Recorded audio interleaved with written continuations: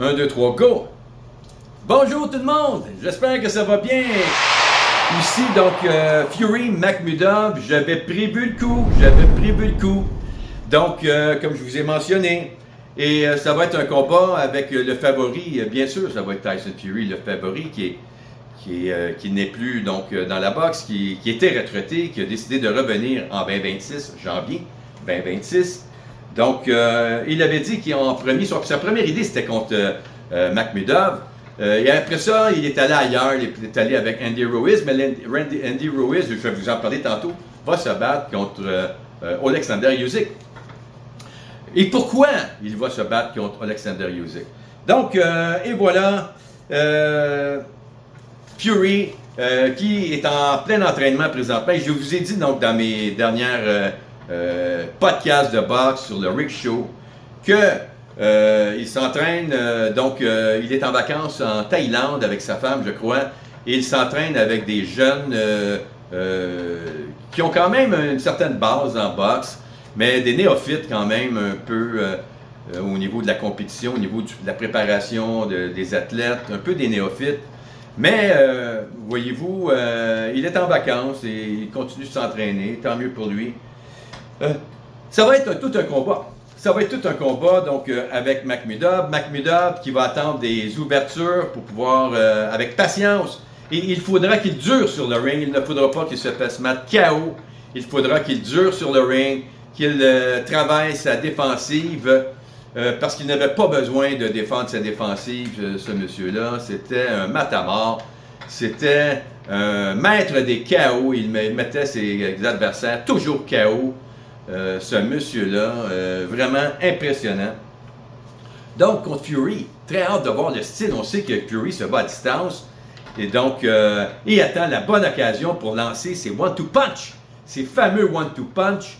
Et donc, McMudov, lui, attend d'avoir des ouvertures pour aller chercher la taille de son adversaire, le corps et la taille de son adversaire. Tout un combattant, McMudov. Même encore aujourd'hui. Oui, on sait, il s'est battu contre Vianello, il a mangé un coup, et puis il avait un œil enflé, on se posait des questions pour son œil, et puis moi je dis que c'était une mauvaise journée au bureau, tout simplement. Et il était sûr de gagner contre Vianello, ça lui a joué à mon avis des surprises, et Vianello en a profité. Donc et voilà, c'est comme ça que je vois ce fameux combat-là. Mais Vianello, sans rien lui enlever, il m'a nettement impressionné durant ce combat-là. Très hâte de voir Fury McMudov! Donc c'est le combat de sa vie à McMudov. Ça va être le combat de sa vie. Donc et voilà aussi Richardson Hitchkin qui va se battre contre Oscar Duarte à Las Vegas le 21 février, fan de boxe. N'oubliez pas ça. La carte principale, Barrios Garcia. Donc, une super belle carte de boxe. Et que Oscar Duarte m'avait impressionné contre Garcia, contre Ryan Garcia. Vraiment, il m'avait impressionné. Un style à la Canelo Alvarez. Peut-être un peu plus raffiné même dans son style comme technicien. Et qui mettait de la pression constante sur Ryan Garcia. Et j'étais sûr qu'il était pour remporter le combat. Et il était en avance, de toute façon, sur les cartes de boxe. Quand il s'est fait mettre KO contre Ryan Garcia. Donc, et voilà. Et voilà. Donc, Oscar Duarte, tout un combattant qui met de la pression sur son adversaire. Et quand il s'est fait mettre KO, probablement contre Garcia, il a dû avoir un moment donc, de distraction. Dis-je, de distraction. Pourquoi Duarte, un super de bon combattant? Vous allez voir, regardez ça contre Richardson Hitchkin.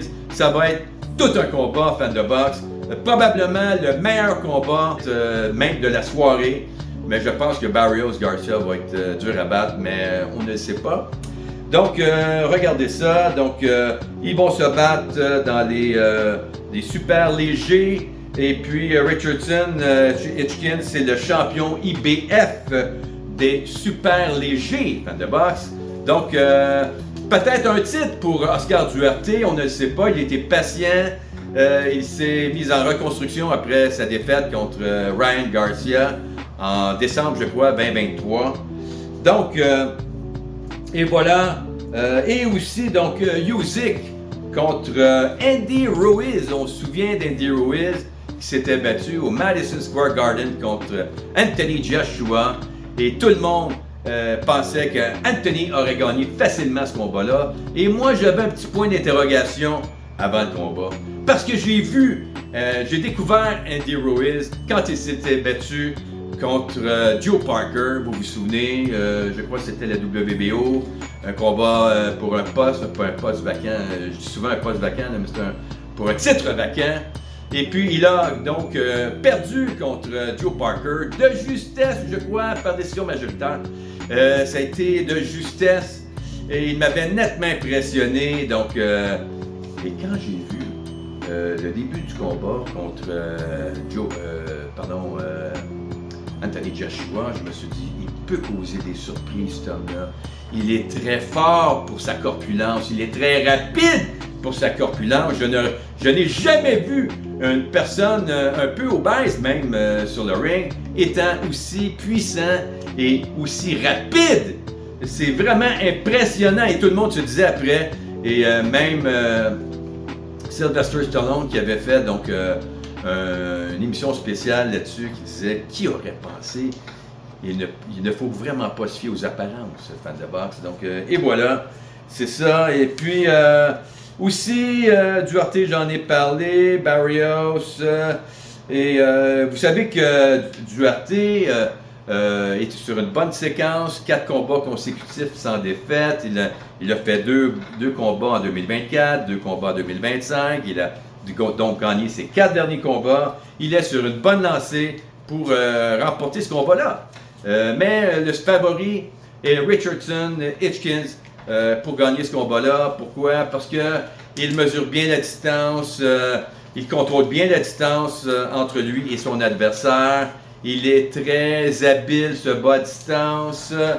Et il a des jabs, des beaux jabs. Donc c'est un combattant un peu comme ça. Duarte est quelqu'un qui met énormément de pression.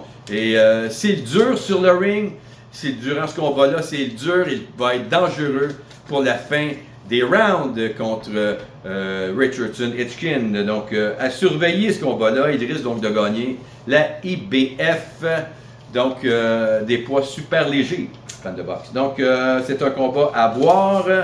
Et donc, pour terminer, Teofimo Lopez contre Shakur Stevenson.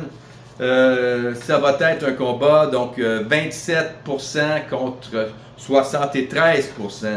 Donc les odds sont pour Shakur Stevenson qui devrait gagner ce combat-là.